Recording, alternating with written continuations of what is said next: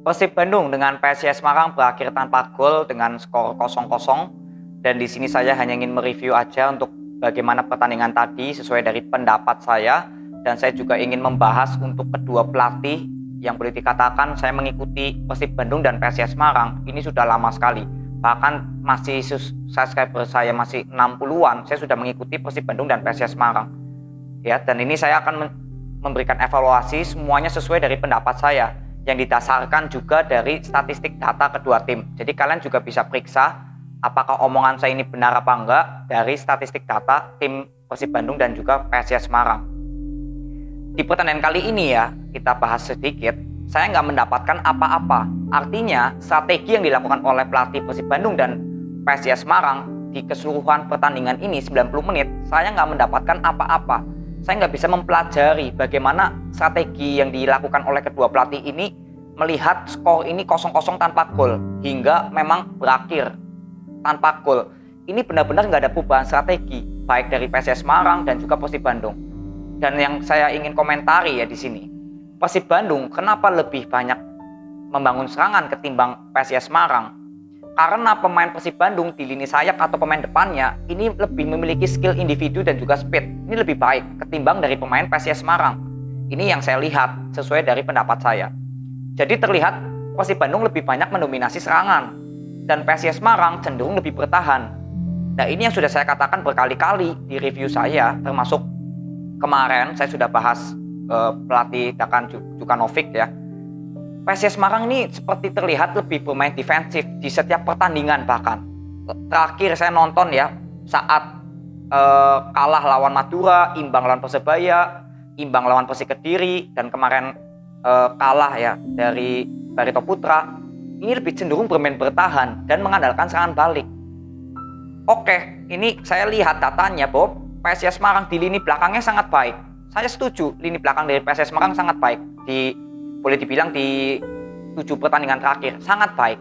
Tapi lihat lini depannya, power mencetak golnya. Terakhir PSIS Semarang berhasil mencetak lebih dari 1 gol itu pada 7 Desember saat bertemu Persita Tangerang menang 3-2. Jadi dari 11 Desember sampai 15 Februari ya, jadi ada 3 bulan ya. Dari 9 pertandingan hanya berhasil mencetak 5 gol saja. Dan Persib Bandung terakhir mencetak lebih dari 2 gol lah ya. Itu tanggal 24 November saat menang 4-0 dari Persiraja Banda Aceh. Jadi selama dari tanggal 28 November sampai 15 Februari, selama 11 pertandingan, Persib Bandung hanya mencetak 7 gol. Dan semuanya mencetak golnya itu hanya satu gol rata-rata. Hanya 2 tuh kemarin saat menang lawan PSS Sleman. Udah, 2-nya hanya lawan PSS Sleman. Sisanya 1-1 semua. Nah, ini yang saya katakan di pertandingan kali ini sangat terlihat bahwa ketika Persib Bandung melakukan penyerangan dengan pemain yang berkualitas, sudah terlihat buntu nih penyerangan dari Bruno atau David da Silva gitu ya. Itu seperti nggak ada strategi lainnya. Dan saya melihat bahwa Persib Bandung ini ya, di bawah dari Robert Renner, benar-benar mengandalkan skill individu aja dari para pemain sayap, pemain depan, hanya mengandalkan skill individu aja. Jadi kalau pemain-pemain seperti mungkin ada Febri, Beckham, atau Fred Butuan, Ezra Walian, Bruno, atau DDS, sudah nggak berkutik atau lagi nggak on fire, ya sudah, Robert Renner nggak bisa memiliki strategi lagi kan, jadi nggak bisa mengandalkan lagi para pemain yang nggak on fire. Nah, ini kan berbahaya untuk pertandingan demi pertandingan. Apakah iya para pemain selalu on fire? Kan belum tentu. Dan PSIS Semarang, saya waktu Imran Hamamuri sudah memberi boleh dikatakan prestasi yang cukup bagus membawa PSIS Semarang ke peringkat 6, tapi saya mengatakan bahwa Imran Hamamuri juga tidak memiliki kreativitas strategi yang lebih. Justru diganti oleh pelatih yang menurut saya lebih nggak bagus lagi ketimbang dari Imran. Kenapa saya bisa bilang nggak bagus? Ya karena yang pertama, statistik datanya menunjukkan bahwa PSIS Semarang di lini depannya dari 9 pertandingan hanya mencetak 5 gol. Dan pertahanannya itu bagus, saya setuju. Tapi percuma kalian hanya bertahan tanpa mencetak gol, gimana kalian mau menang? Dan akhirnya PSIS Semarang sekarang turun ke peringkat ke-8 dari peringkat 6. saat masih dipegang oleh Imran. Harusnya ketika Imran sudah angkat kaki atau keluar, berharapnya kan dapat pelatih yang bisa mengangkat PSIS Semarang. Minimal waktu itu saya target PSIS Semarang itu juara Liga Indonesia loh, targetnya saya waktu itu. Justru ini malah turun ke peringkat ke-8. Dengan permainan yang saya lihat tadi lawan Persib Bandung, PSIS Semarang, oh ya benar, gimana PSIS Semarang mau memenangkan pertandingan setiap laga. Skor imbang 0-0 lawan Persib ini jangan dianggap sebagai hal yang positif karena bisa menahan Persib Bandung, bukan. Saya nggak bahas masalah imbang, menang atau kalahnya, tapi cara permainannya dari PSIS Semarang saat membangun serangan ini benar-benar seperti nggak ada strategi. Jangan di pertandingan kali ini doang, kemarin lawan Persebaya Surabaya, lalu lawan Barito Putra yang kalah ya, lalu lawan ini yang kemarin imbang Persik Kediri, itu saya melihat lebih bermain bertahan dan mengandalkan serangan balik. Mengandalkan serangan balik, sedangkan pemain dari PSIS Semarang yang saya lihat tidak memiliki skill yang cukup baik di pemain sayap dan pemain depannya. Dan seperti yang saya katakan, PSIS Semarang itu sangat baik saat bermain bola possession dari kaki ke kaki. Itu sudah terlihat sampai PSIS Semarang sempat di peringkat ke-6. Itu karena permainan dari PSIS Semarang memainkan bola possession. Dan ini justru malah terlihat seperti ada kekendoran gitu loh di para pemain, bukan para pemain, strategi yang dilakukan oleh pelatih dari PSIS Semarang. Ini sudah menurut saya, setelah saya membahas kemarin Dukan Dukanovic, saya masih mengatakan bahwa ini pelatihnya atau para pemainnya. Tapi setelah saya melihat pertandingan tadi lawan Persib Bandung, lalu kemarin kalah lawan Barito Putra, lalu imbang 0-0 dengan Persik Kediri, saya bisa mengatakan bahwa ini memang strategi dari pelatih PSIS Semarang yang nggak punya strategi apa-apa, minim sekali. Ini menurut pendapat saya ya. Jadi kalian setuju atau nggak setuju itu bebas. Tapi kalau dari pendapat saya hanya melihat PSIS Semarang cara permainannya dan didukung dari statistik datanya, ya memang membuktikan bahwa PSIS Semarang nggak punya kreativitas saat membangun serangan. Kalau saat bertahan oke. Dan Persib Bandung, cara pertahanannya di pertandingan kali ini atau sebelum-sebelumnya udah ada peningkatan yang baik, sudah ada peningkatan yang bagus. Saya sudah mengatakan di video saya. Tapi nggak bisa terus-terusan mengandalkan para pemain. Pemain sayap, pemain depan, nggak bisa terus-terusan hanya mengandalkan skill individu.